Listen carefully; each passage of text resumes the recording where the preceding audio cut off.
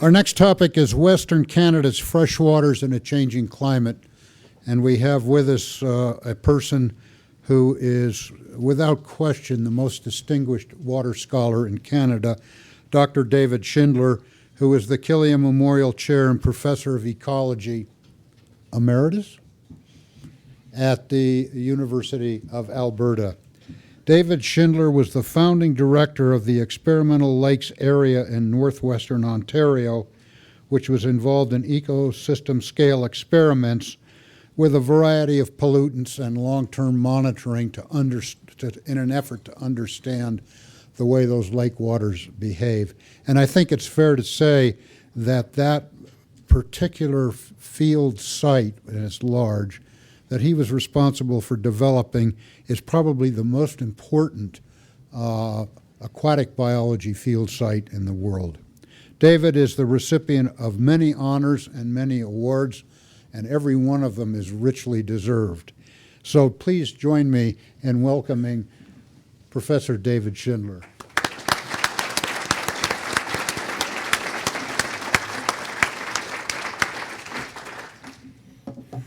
Well, thank you all for coming. I think you'll find that what I have to say today will dovetail pretty well with what you just heard from Charles. My shot here on the cover, I think, will sort of resonate with most of you who live in Western Alberta and adjacent BC this past summer, where the news was preoccupied with forest fires, drought, smoke. Most of us felt like we were living in Beijing for the month of August, and all of the things that went with it. And of course, we've known for a long time that we're just starting on this path to greenhouse warming, and that it's going to be way more pronounced over the continents, as you can see here, particularly the northern continents, as we get on to doubling and then quadrupling CO2, something that we're well on our way to doing. We passed 400 parts per million of CO2 in the atmosphere about a year and a half ago, and we show no signs of slowing up. As a matter of fact, if you look at these 10-year averages over the time, the last full decade that we have is the highest of all. So when our leaders huff and puff about cutting greenhouse gases, it's absolute nonsense. And one silver lining of this last summer and the year before, 2014, is that climate contrarians have ceased yapping about the plateau and warming. As you can see here, the plateau has disappeared into the overall long-term trend, and that long-term trend in global temperatures is going up at a pretty well linear rate. Well, with all of that, I had looked forward to this coming election. I had thought, for a change, our leaders are going to have had to read one newspaper and have deduced that we're getting into not in deep doo-doo. And we're going to hear something about their plans in this upcoming debate. Well, instead, we've seen three angry old guys squabbling at each other over things like whether people wear cloths over their faces and things like that. And you look at why, and I think this Environics poll from last week is very telling. Nobody cares. Our politicians are not really leaders. They don't look to what we need as a Canadian society or as a global society. They look at what's going to get them elected. And when people don't care, if you look at the darkest bar here, that's the most recent opinion on whether we need or do not need a global agreement to reduce greenhouse gases. You can see why it's off the politicians' radar. So you could say this is two things. If we were more literate and more vociferous instead of acting like sheeple, maybe they would be discussing this. And if they were truly leaders, they'd be telling us, we're going to do this, and you'd better be on our side and come along, or you'd better worry about your grandchildren. So you wonder why all this is happening. Well, one thing you deduce from those debates is that economics is no longer economics, it's become a religion. But it's very narrow, like most religions. It's restricted to only big corporations and jobs. They're the only two factors that have been discussed in 5 hours of tedium in this past few weeks. Or you also wonder, where are the environmental groups that used to be out there warning us that things like this ought to be discussed and so on? Well, they've all been silenced. They're busy spending money preparing their audits for the Internal Revenue Service, not spending money on placards to wave in front of politicians' faces and say, what are you going to do about our future here beyond the next 4 years? Hope to God it's not still that we're believing contrarians. I suspect this billboard is still up in Calgary, and I'll bet 10% of Calgarians still believe it, but I hope it's no higher than that. I think with respect to water, it has still to do with this myth that we have a lot of water in Canada. We have 3 million lakes. Lake Superior alone, of which we can claim half, has 10% of the world's water in it. The Great Lakes together have about 20. But what we forget is that if we start drawing on that water, it's pretty hard to do it sustainably because it's like a bank account. It's very big.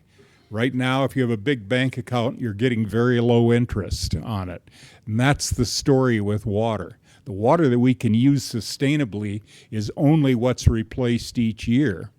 And if you look at the long-term average for Canada, the replacement rate is very low. Lake Superior, 0.5% a year. That's because we have a fairly low precipitation through much of the country and a reasonably high evaporation, so that in an average year, the runoff, which is the difference between those two, plus if the lake has a big watershed, the transpiration from the trees called evapotranspiration, that's what we have to work with. And if you look at Canada in that regard, it's not the global superpower any more than we're a global superpower in oil. We're right down there with the U.S. and China in average runoff. We're not up there with Brazil or the Russian Federation or Finland or countries like that. We have about half the runoff or less than those countries do. We often hear about the U.S. and China being short of water or having too much polluted water. That should tell us that maybe we shouldn't make the same mistakes. Maybe we ought to be more careful and learn from their mistakes. So politicians could use a little bit more water education. Now, the reason why it's so low, as I pointed out, has nothing to do with the number of lakes. But if you look at where those lakes are, and then you look at a runoff map of Canada, it begins to sink in, particularly that little dark area down here at the bottom. The less than 50 area is what's known as Pallisers Triangle. And you can see even the areas beyond that don't have a lot more runoff, less than 100 millimeters a year. This is the empire of dust where there's almost no water generated. It includes cities like Calgary and Regina and Medicine Hat, but the only reason those cities can be there is because of where we're sitting and the water that runs off these elevations. There's very little of the water that they use that's generated locally. All of the net water comes out of the mountains. And you can see that clearly if you look at river flows for that area. If you look at the gray area at the bottom, there's no net water generation to speak of in that area at all.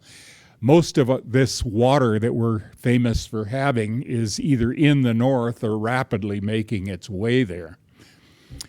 So it's not surprising that with the climate warming that I indicated, that over time we're seeing drops in the major flows of this area. This is from a 10-year-old paper now that Bill Donahue and I did, showing just declines in flows during the summer 4 months, May through August. We couldn't do earlier or later because there are not good old records. And worst of all is the South Saskatchewan, where the Bow River goes.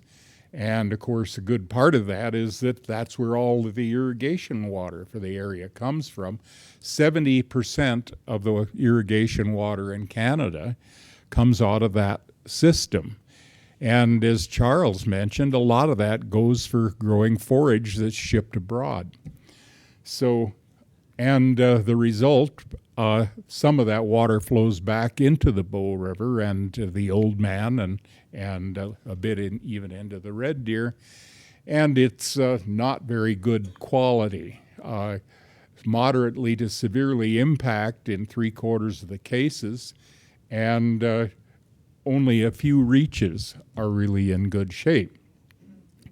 Well, the other thing that we didn't know until about a decade or maybe a decade and a half ago was that the 20th century was an unusually wet century. So what our experience as European immigrants and the sons and grandsons thereof is not typical of this area in the long term. This is a map that scientists at the University of Regina did from mapping tree rings, which they have found are a good indicator of drought based on calibration with 20th century records. The droughts that are in red here are over a decade in length, and the yellow ones, as you can see, are several years in length. And if you look at the 20th century, the dirty 30s, I guess I should go over here. Is losing its power. That's the dirty 30s. So what we think of as a horrible drought was pretty puny by historic standards. So you look at the long-term history, the water usage from this system, and climate change, you can see what's coming. It's as simple if you know the ingredients. Take a Yogi Berra quote, or example, if you see a couple of guys going by with big leather gloves and a white ball and a bat, you know they're going to play ball somewhere. Well, we know what's going to happen to the water with about that same amount of certainty. It's just a question of when and where. The lakes in that area, which are plotted on the bottom graph here, again, that tan area would be a little smaller than Pallisers Triangle, but pretty close, are rapidly losing in elevation. You can see this is 2 meters, that distance. So they've lost several meters, and they're rapidly changing to saline lakes. Most of them are at a sodium sulfate stage, not calcium carbonate already, and they're well on their way to sodium chloride in some cases. And then you look at the recent record. This is again from this work that Donahue and I did. We're losing our snowpacks. Days with snowpack, every number but one is negative in that first column. Maximum snowpack, again, all negatives.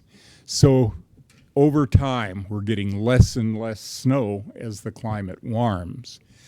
So that flow is what hits these rivers in the springtime and allows things like withdrawals for agriculture. And then there's the glacial flows, and if you talk to politicians or to engineers, they'll say, oh, they're not important, they're only 3-4% of annual flows. Well, that's true, but this one, the Bow Glacier, in a warm, dry July, August, can be 50% of the water in the river right here. And not only that, but it's 50% of the water that's very cold. And of course, we've got 5 species of salmonids that people love to fish for, and most of them have lethal temperatures of 25 Celsius or less. And this river approaches that.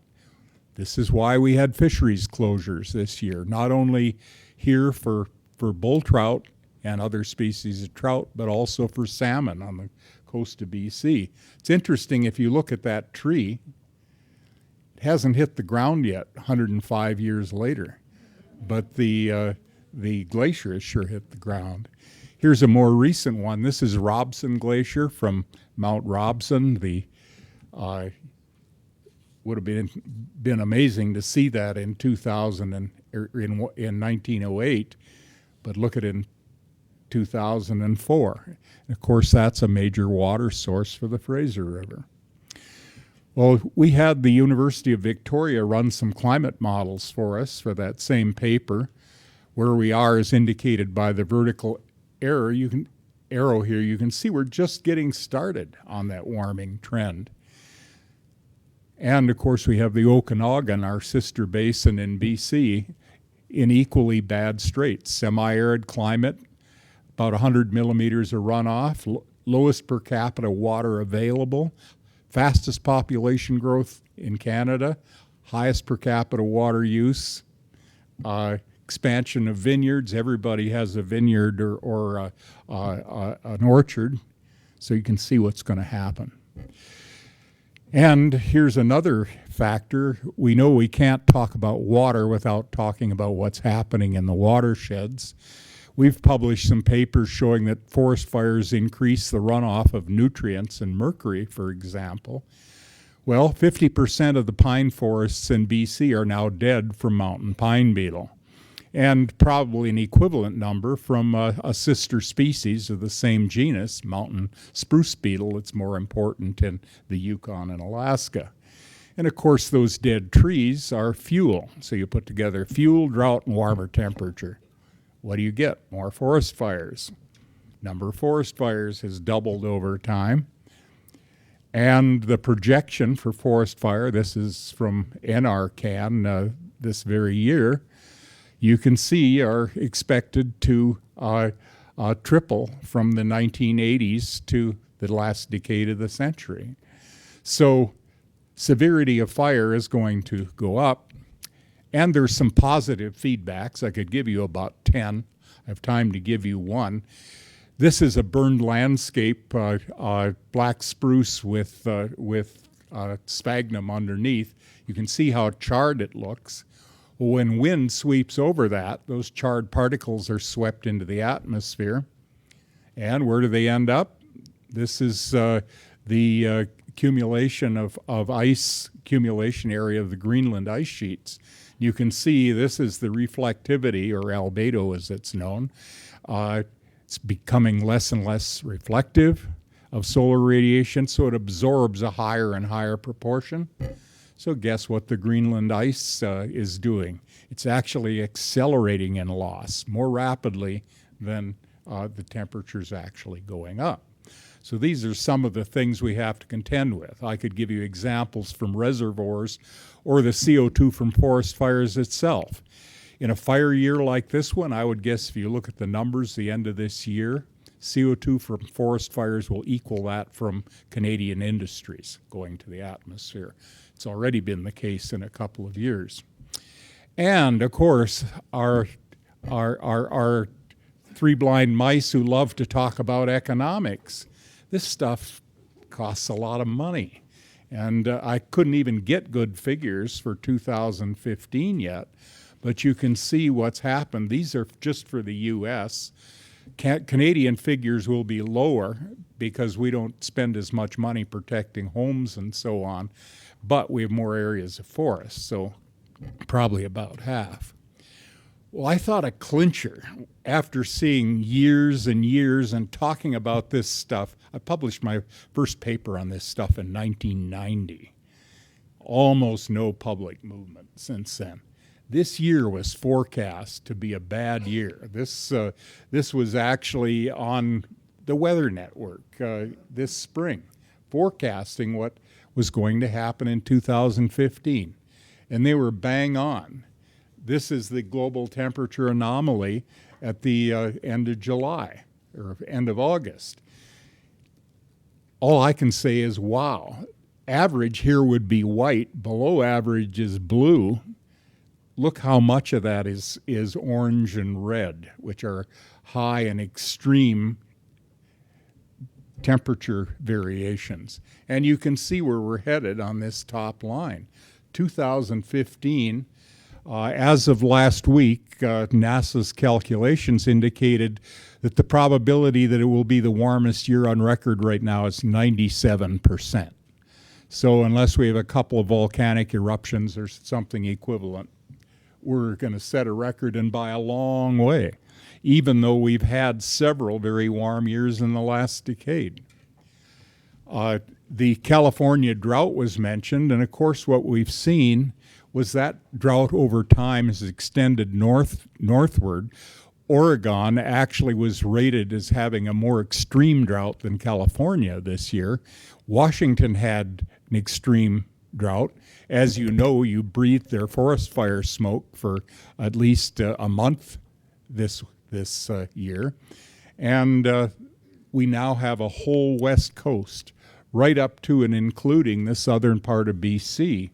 And actually, I think it goes north of that. I have a fishing cabin on an island right here, which is very wet. 2 meters of precipitation a year, and people's water supplies were dry. And they were very worried and borrowing water and trucking water for about 2 weeks until they got a little shower in mid-August that put things right again. But Vancouver and Victoria, as you know, and some of the adjacent parts of the Okanagan enjoyed strict water restrictions this summer. This for a part of Canada that we used to think is being very wet. And the prairies were not much better. This is a drought map where the darker the color, the more extreme drought. And of course we had crop failures through much of Saskatchewan and Alberta, and thousands of forest fires. I guess this is employment, and it counts on the politicians' figures. But drought isn't the whole story. As you know from a couple of years ago, this is Cougar Creek, which you can normally jump across. Even I only need one stone to get across it. And this is flooding Canmore in June of 2013. This is what it normally looks like upstream of Canmore. And I think the worst part of that, actually, is that they let the engineers restore it. So this is what you have now. And if you don't believe me, go down and look at this wonderful fish habitat as you drive across Highway number 1. This event alone cost $6 billion. This is the same magnitude as we're talking about for national and provincial deficits. Why don't those dummies include this stuff? Why is it only one side of the ledger? You have expenses over here that you have to account. You don't need to make as much money if you don't have as much expenses. Another wet example, and this is an aerial one. Along with this drought we have in the west, there seems to have been a subtle shift in precipitation patterns. If you look at mid-Manitoba and on eastward, they're actually getting higher rainfalls now than they did in the past. Evapotranspiration has also gone up, but precipitation has gone up more. And of course, there's been a lot of modification of the landscape. The Red River Basin, which is what I'm showing you data for here, is the one of the most drained basins in the world in terms of fields being drained by tiles and so on, because farmers need to get their crops in early. Well, this is since 1960. The red line is, whoops, I'm sorry, I went the wrong way. This is discharge. In the last 15 years, there have been 5 floods that would have been ranked before that as a 1 in 100 year flood. They flooded all sorts of agricultural land. 30 million pigs a year are raised in that basin. And lo and behold, as a result of that, the phosphorus concentration in Lake Winnipeg went up, the black triangles. And the green circles are the phytoplankton, the algae in Lake Winnipeg. So small wonder, nothing magic, nothing unpredictable.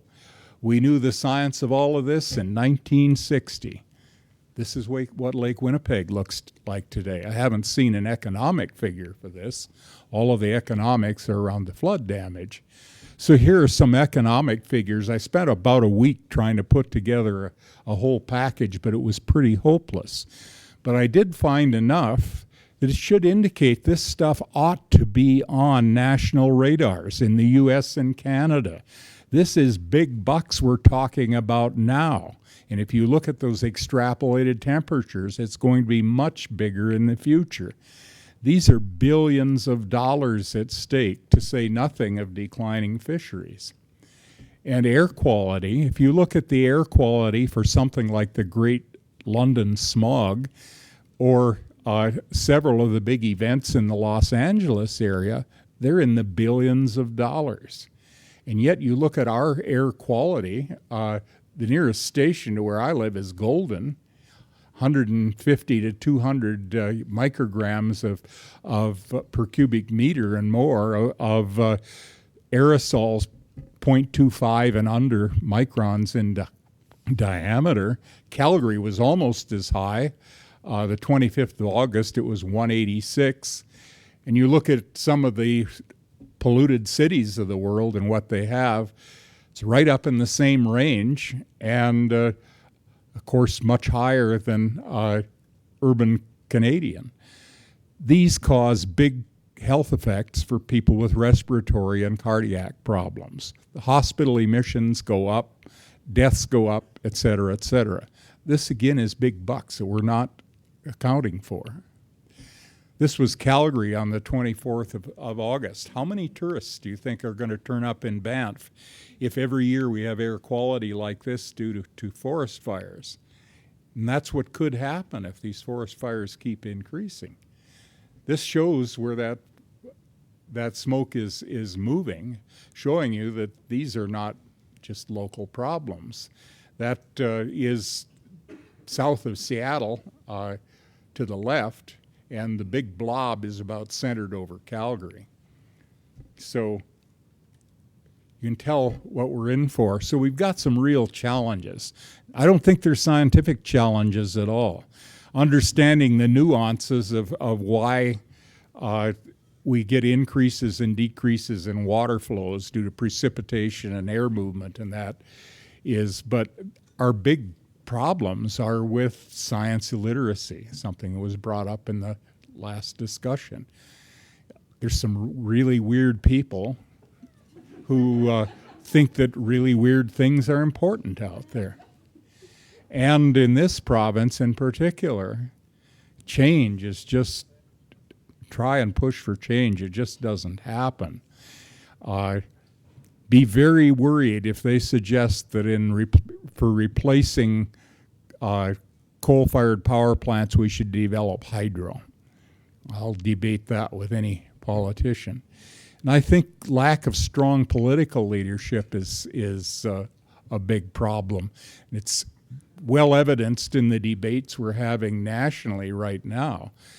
We are beyond the point where we can have a halfway solution. 1970, maybe we could have. Most scientists could see all this coming that early. I can remember in my textbooks in the 1950s, I was told the oceans would absorb all of this stuff. Well, I was put straight in 1968 when I shared an office with Wally Broker, who had the first numbers on carbon uptake by the world's oceans, and it showed that maybe a third of it was all the oceans could take up in a short time span, limited by the depth of circulation of the surface ocean. And everything that's happened since then has been very predictable. So this is what we need to do. We should be demanding that this question be asked of our three candidates. We still have time to ask this question and demand that they give us an honest answer. Thank you.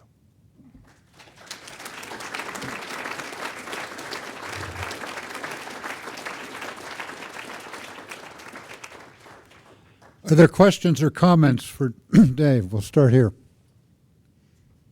Robin McLeod, it seems to me that it's only a crisis that's going to provoke any action, but also the insurance industry. And the insurance industry has sort of said we can't afford to keep doing this, but the result of that are engineered solutions because we don't have the time. Right.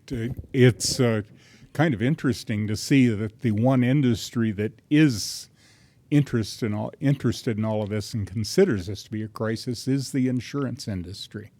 And they have sponsored a number of actions looking at adaptation.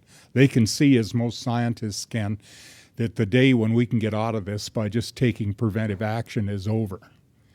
We can still take some preventive action that'll keep the worst from happening, but we're locked into some pretty extreme adaptation. Tens of billions of dollars worth of adaptation already because of our past sins. CO2 is going to be around for hundreds of years, causing the sort of mischief that it's causing.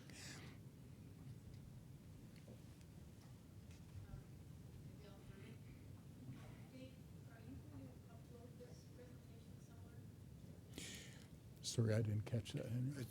It has to do with uploading the presentation. Oh, Is the White Museum going to upload these presentations of PowerPoints? We could very easily, because we will have the audio as well. So the answer is yes, Adele. The White Museum will do it in conjunction with putting the audio together.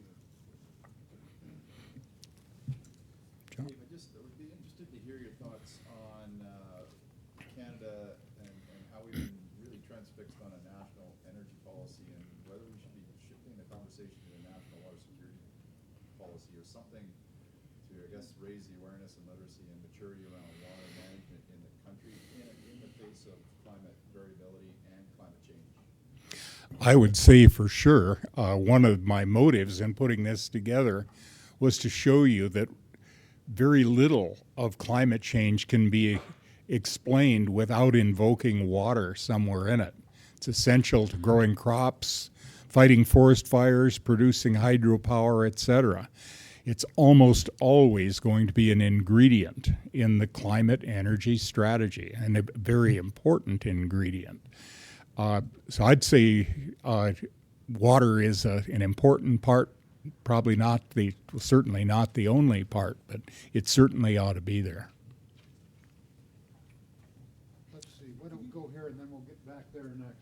We've got plenty of time. Can you just elaborate a little bit more on that one statement you made almost on a throwaway basis about the coal-fired power plants versus hydropower? Just elaborate on that. Well, there have been plans around for some time to put hydro dams on the Slave River and also 2 sites on the Athabasca River.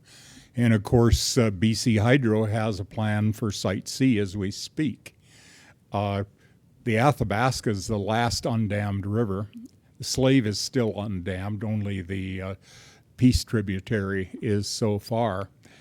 I know these are actively under discussion right now by the committees that government has appointed as alternatives to coal-fired power.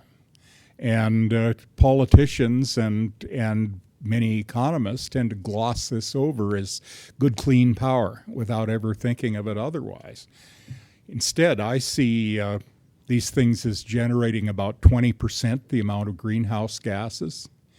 If you look at greenhouse gas generation from hydro versus coal, it can be as low as about 15% and as high as about 200%. The high values tend to be really deep reservoirs in the tropics where the spillways are at the bottom. All that vegetation decays and becomes methane, and then it goes out the spillway at the bottom into the atmosphere, putting methane directly into the atmosphere. But the pioneering work on all of this was done here in Canada, and it's been done now at 3 sites, plus a couple of experimental sites at the experimental lakes. It's not that clean a power. In Canada, it's better. But when you couple that with sure thing of mercury pollution. It's happened every site, including Bennett Dam, wiping out fisheries migrations, wiping out fisheries spawning beds. I think hydro is right down there with coal or below as a solution. What I don't understand here in the West is why no one takes a serious look at geothermal. They all dismiss it as, oh, it's not hot enough. Oh, we have a lot of geothermal. It's just below the threshold temperature for what they would like to have. It seems to me that a little development of the engineering aspects of that, coupled with some of the deep drilling capacity that's just now been laid off in Alberta, and we might have a leg up on other areas as to developing that. All of our stationary power sources could be run by geothermal. And I think to look at the long-term case history of Iceland is interesting. Iceland used to be the dirtiest coal-generating country in the world and one of the poorest. When they switched to geothermal in the 1970s, they became very clean and very prosperous. In the back corner there. Research is happening with the certain polar north as of late, because there's more similarity within the northern countries, and if you look at the map, there's a lot of water.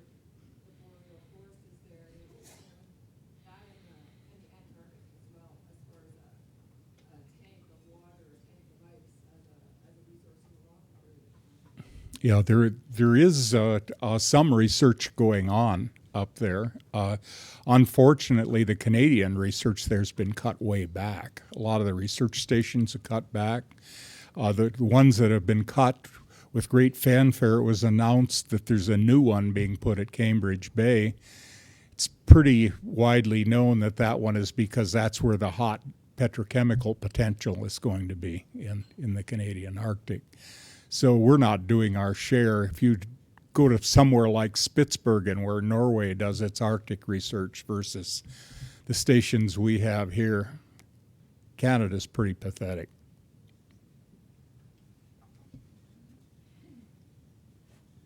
Do you want to be heard? I'm trying to understand, what is it within the human capacity that drives us towards these systems? Is it, you know, like, and I come back to the previous speaker, I talked about the Industrial Revolution. And is it, you know, is it that underlying fear or domination of your environment that drives it? Is it convenience? What is it?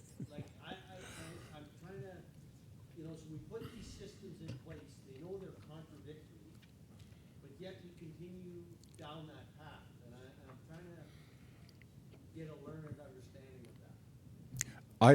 I sort of am too, and I kind of marvel at it. I grew up learning to read on books put out featuring Disney characters about the wonders of the dams on the Columbia and so on, and how they were going to make life great for humans.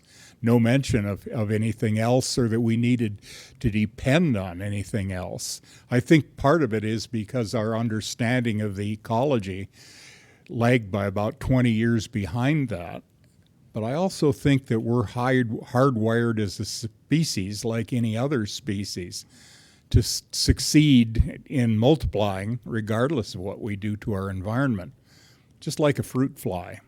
And where we should be better is we're supposed to have this intellect that now that we've figured this out, we're supposed to be able to have a higher level response than a fruit fly. And that's what it's frustrating not to see.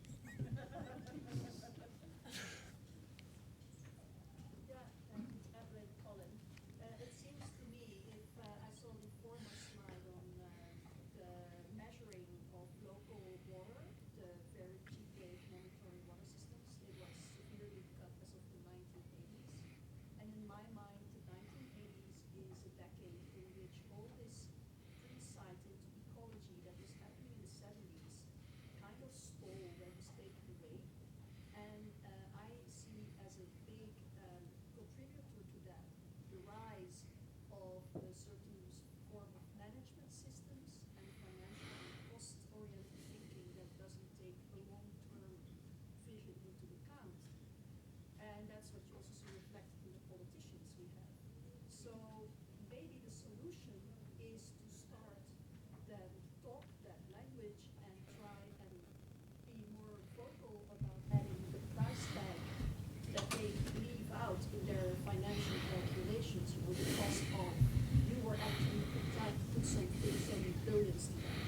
Mm-hmm. I think that's what's happening. People are having this weird short term of jobs and economy. And so, yeah, what is your observation? I think that's true, but we could do some very simple things. Right now, if you're a politician or a senior civil servant, you have to take a year off and learn to speak French. Maybe you should take a year off and take an ecology course or a limnology course and be required to do that. But it seems that in the mindset of the population, there was more sort of general ecology awareness that started brewing in the 70s with those clean water acts that were, taking place. It didn't matter whether it was the socialist or conservative leading governments, actually. I think that's true. And a lot of the damage was done right in the Second World War. Lake Minnewanka out here. Nobody did any environmental impact assessment on that or the Spray Lakes. They were required for the war effort. In they go. Hi, Steve Mackistock. In the absence of a catastrophe that happens in everybody's backyard, and the capitalistic view of virtually all development that goes on right now, how do you see as being the best way to push a more global view of everything? I mean, I work. Well, shoot, I work in the oil and gas industry, and like part of this is it's all very centric, and as long as it's not in my backyard, nobody particularly cares. I think that's absolutely true, and that's why I don't think our solution will ever be global. We don't have, we can't globally stop a tin horn dictator from making a nuclear bomb now. We're not going to get any global water agreements in my lifetime for sure. We could do it at a national level. What has really worked for Canada in the past is that we've done things at the national level that we really didn't need to do globally. Cutting off phosphate detergents, cutting off acid rain, cutting off ozone-depleting chemicals. And other countries looked and said, wow, if Canada did it, it must be important. Guess we'll do it too. I think we got to go back to the leadership mode, and we'd have a lot more success than trying to fiddle around like we're doing on climate and wait for the big polluters to make the first move. I think shame is a big factor in the global market. If a little country, and a poor country relatively like Canada, can do something and people think Canada's a great country, I think they're inclined to do the same thing. Okay, last question. Hi, I'm Elizabeth from Alberta Picture Magazine. Just have a question. I've been talking to some people up in the Fox Creek and also this hamlet, Little Smoky, who say that they're experiencing some problems where their water systems are running quite dry right now and earlier this year. You mentioned that the water systems in Alberta are stressed, so I'm just wondering, the people in these communities, they're placing the blame right now on oil and gas development in the area, say that industry is sucking their systems dry. I mean, how much of oil and gas development is contributing to the stress of these systems overall? I think that's a really good question. I assume that you're talking largely groundwater resources in those areas. A few things. Number one, groundwater resources are very poorly mapped. Number two, there's the big question of how much drilling for oil or other deep drilling, for that matter, interconnects water supplies or causes one to drain into another, either draining the water out of one into the other or pollutants into one from another. Studies that have been done in areas where it's done thoroughly indicate that most of the wells are very well sealed. But some areas, 1 in 100 leak, and the leak is bad enough to cause greenhouse gas problems, for example, or interchange of water between wells. We have an urgent need in this country for more detailed groundwater mapping, and tragically, some of the worst mapped areas are the same areas that we're penetrating as though they were pin cushions. So I think we really don't have the data right now to answer that question. To me, the logical thing would be, well, we ought to put things on hold and get that data before we have to go into the damage it and then recover it mode. It's always cheaper to prevent something than to try and claw it back afterward. So will you join me again in thanking David Schindler?